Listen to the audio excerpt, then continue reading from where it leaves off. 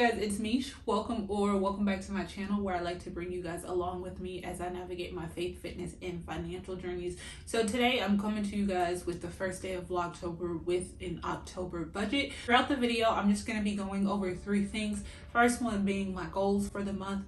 Second one being changes that I made to my budget that's going to help me reach my goals. And then lastly, just some financial books that I've been reading lately and what I think of them so far. So if that sounds interesting to you, be sure to stick around and check out the rest of the video. So as far as my October goals, they are very simple. I just have four. The first one is to contribute $5,000 towards debt. The second one is to contribute $500 to my emergency fund. The third one is to buy 2 stocks of Adam, and then the last one is to buy 2 stocks of Grace.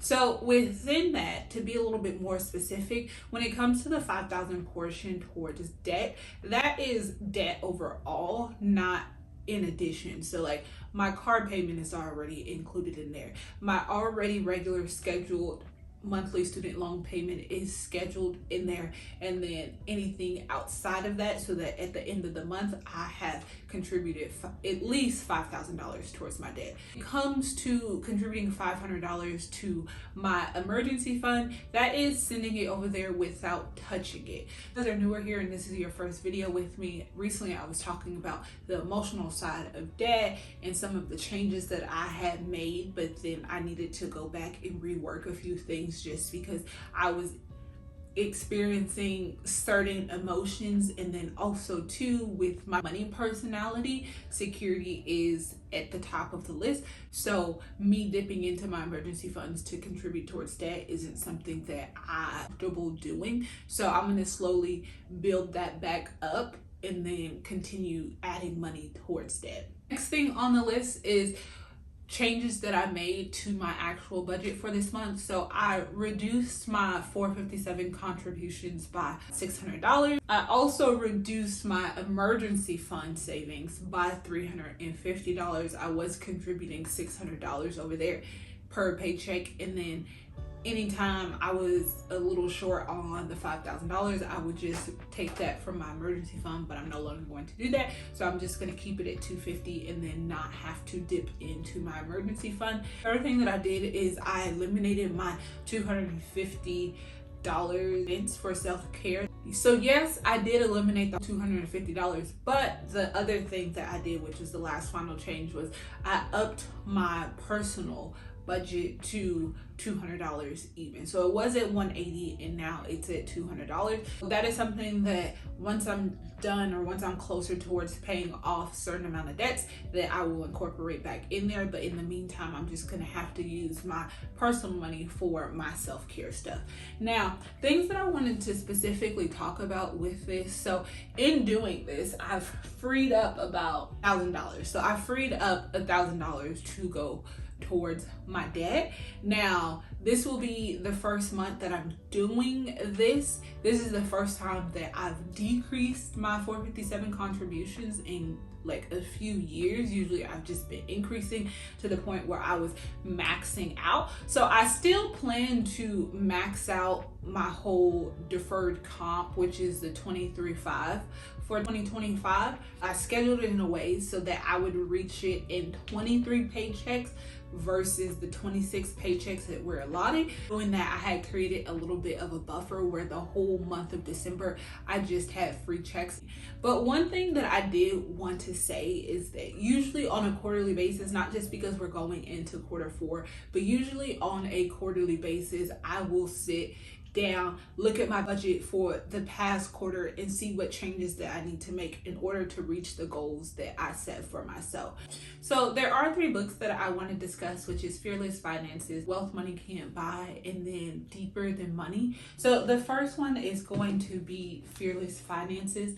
This book I originally listened to on Audible, and then I went to my local library to get a physical copy of it just so I could go back and take some notes over the chapters that I really did did enjoy. This particular book is broken down into 3 different parts. The parts are survival, stability, and surplus. And then within those different parts, she goes over investing, becoming an accredited investor, the purpose of dividend income, and how to gradually increase that. It talks about property pathways, which is just you acquiring certain real estate and becoming a property owner of several different properties, or even just your first home. It also talks about having the right mindset, because when it comes to money, you definitely need to be in the right mindset to move yourself forward, especially because you're going to be coming across several different topics that you may or may not be familiar with. So one of the things that I really enjoyed, she put in a bonus chapter, which was chapter 10, and she talks about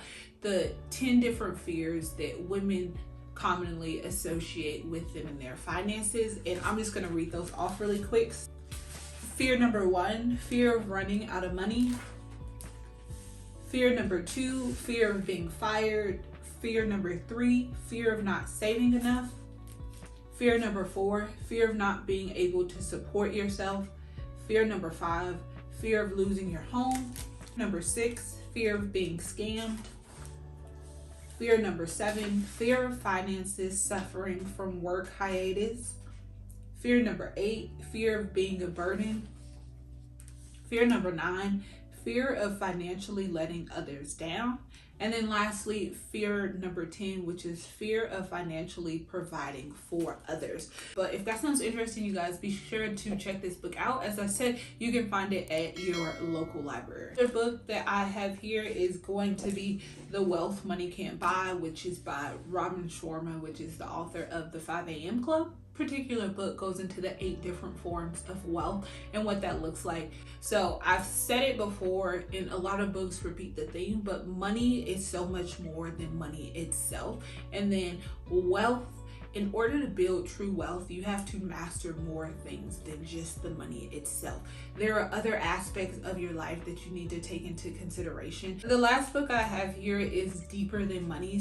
In the earlier stages of the book, she gives a quick synopsis of her financial story and how she came to gain more financial literacy. More recently, she said that she was caught up in this cycle where she was trying to out earn her financial literacy, but then one day she kind of woke up and had a reality check and realized that she needed to spend more time learning about different aspects of money, because she was tired of feeling stressed out, tired of moving money around in her different bank accounts, and she just wanted to have an overall sense of peace.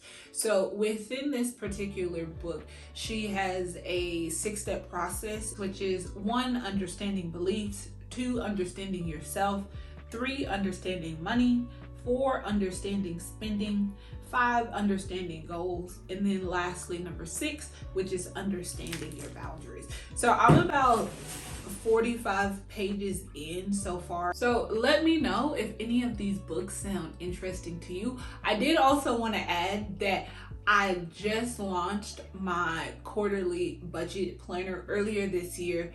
I created a budget planner.